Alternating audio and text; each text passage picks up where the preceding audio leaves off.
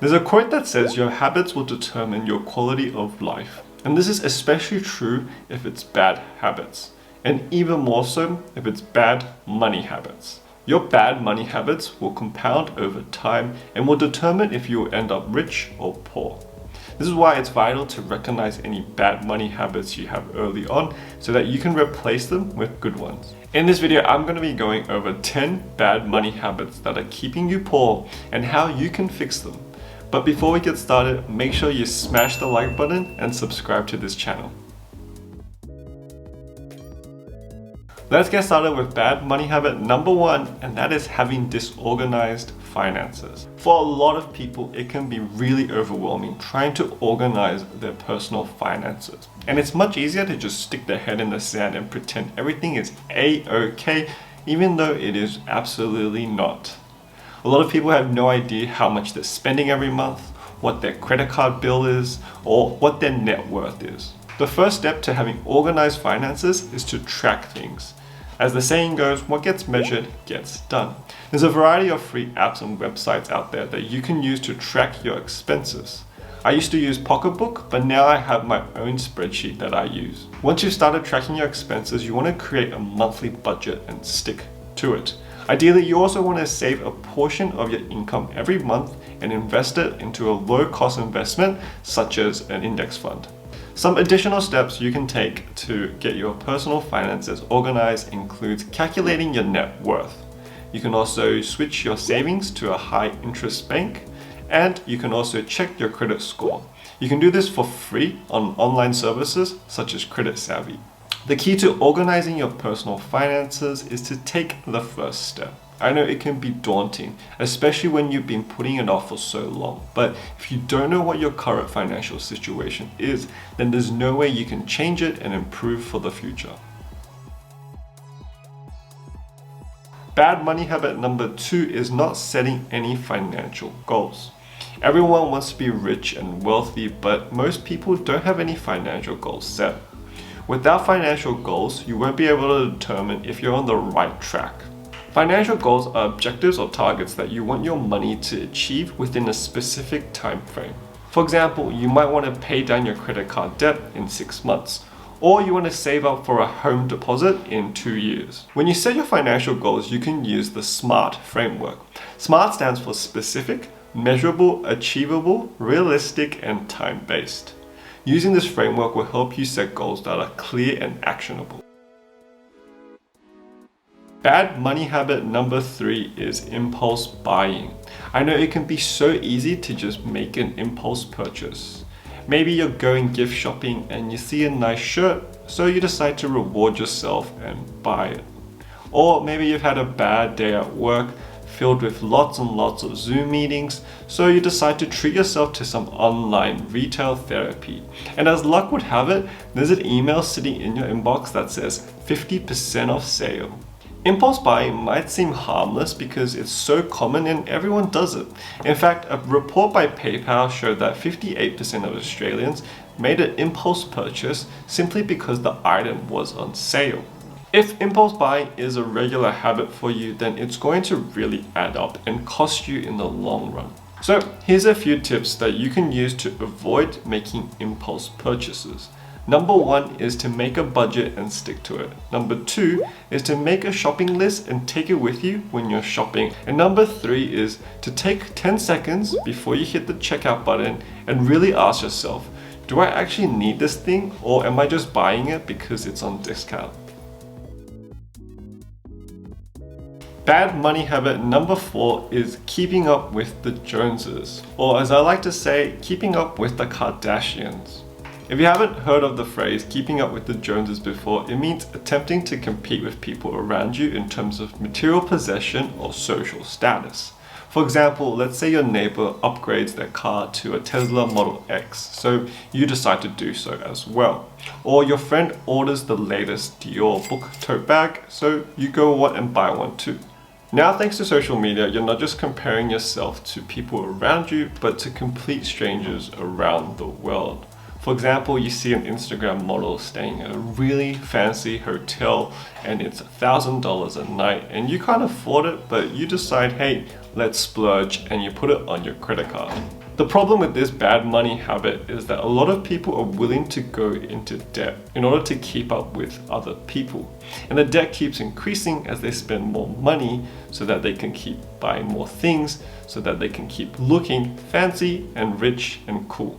The next time you're tempted to keep up with the Kardashians, I want you to remember this quote. Stop buying crap you don't need to impress people you don't even like. Also, a good tip to stop yourself from comparing and having FOMO 24/7 is to unfollow influencers and celebrities who just keep posting fancy things or luxury stays onto their social media feeds. Instead, you can follow me at Chris Chow Show on Facebook, Instagram, and TikTok. Bad money habit number 5 is lifestyle inflation. Lifestyle inflation refers to an increase in spending when someone's income goes up. It's often the reason why people get stuck in a vicious cycle of living paycheck to paycheck, often having just enough money to pay off their bills every month. It usually occurs when you've entered the workforce for the first time, you've received a promotion, or you're starting a new role. For example, let's say you're earning $50,000 and you've received a promotion, so now you're earning $75,000. In the past, you might have only spent $100 on a fancy meal, but you've decided to splurge on fancy meals now and you're gonna spend $200 because A, you're earning more, and B, #treat yourself. This behavior will slowly spread to other expenses you have in your life. You decide to upgrade your phone, buy a new car, add in some Gucci shirts, and so on and so forth. The nasty thing about this bad money habit is that it slowly creeps up on you and then bam! Before you know it, you're caught up maintaining an exorbitant lifestyle that you can definitely not afford with your current salary. So what can you do about lifestyle inflation? Well, number 1 is to stick to your budget. I know I sound like a broken record, but stick to your budget. Number 2 is you can invest your raise. So instead of spending it on fancy things and trying to treat yourself, you can use that money and invest it in index funds or shares. And number 3 is to do the maths. A raise of $12,000 might seem like a huge amount, but it actually comes down to $1,000 a month before tax. Depending on your tax bracket, you might be left with only $700 a month, which isn't a small amount, but it's also not enough to justify a huge upgrade in your lifestyle. Bad money habit number 6 is paying extra by not shopping around. If you're not shopping around and checking prices online, then chances are you're going to be paying more than you need to and wasting money. For things like credit cards, insurance, and utilities, you can use free services such as Compare the Market or finder.com.au. These sites are free, but they may get a commission if you make a successful purchase. Also, sometimes they might not display every single option that's available, so it's a good idea to always double check and do your own research. For household items and other goods, you can use price comparison websites such as ShopBot or GetPrice. These sites let users check the price of an item across different online retailers. That way you know you're getting the lowest possible price for the item you want to buy. There's also a more niche price comparison website called Camel. I know it sounds weird, but it's actually legit. This site specifically tracks the price of goods sold on Amazon.com. Bad money habit number 7 is not caring about your superannuation. The truth is, most people don't care about superannuation. In fact, in 2021, there was $13.8 billion in unclaimed super. And research has shown that 95% of Aussies will go with the default super fund that their employer provides. So why should you care about your superannuation? Well, picking the wrong super fund could cost you tens of thousands of dollars in your retirement. Let's say your super fund has fees that are 0.5% higher than other funds. This seemingly small difference could cost you up to 12% of your retirement balance, which for the average worker could add up to $100,000. Additionally, research has found that up to 20% of employers actually fail to pay the workers their super guarantee. So after you watch this video, log into your super account, check your balance, and make sure that you've been paid regularly.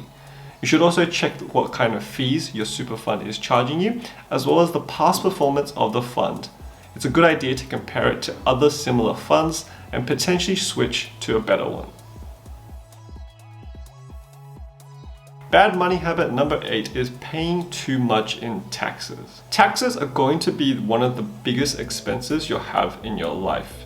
But when it comes to preparing tax returns, most people leave it to the very last minute and they rush it through, often paying more tax than they actually need to. Now, I'm definitely not advocating for tax evasion or doing anything dodgy on your tax return. What you should do is understand which tax deductions are applicable to you and then applying them when you're doing your tax return. If you don't have time to do your own research, you can always consult a professional tax advisor. And generally speaking, the fees that are paid to a registered tax agent for advice is actually tax deductible. By the way, quick disclaimer, this is not tax advice. I am definitely not a tax advisor. I am just a guy on the internet making YouTube videos about personal finance and investing. Bad money habit number 9 is gambling. According to a report by Australian Gaming Statistics, from 2017 to 2018, Australians gambled a mind-blowing $218.9 billion, which resulted in losses of $24.9 billion. And according to analysis by H2 Gambling Capital, Australia has the highest per capita gambling losses in the world. No wonder there's so many gambling ads on TV that are telling you to bet, bet, bet. Now, you might be thinking there's nothing wrong with having a punt or buying the lotto once a week. Well, the reality is that most people are going to lose money in the long term from gambling, and that loss is going to compound over time.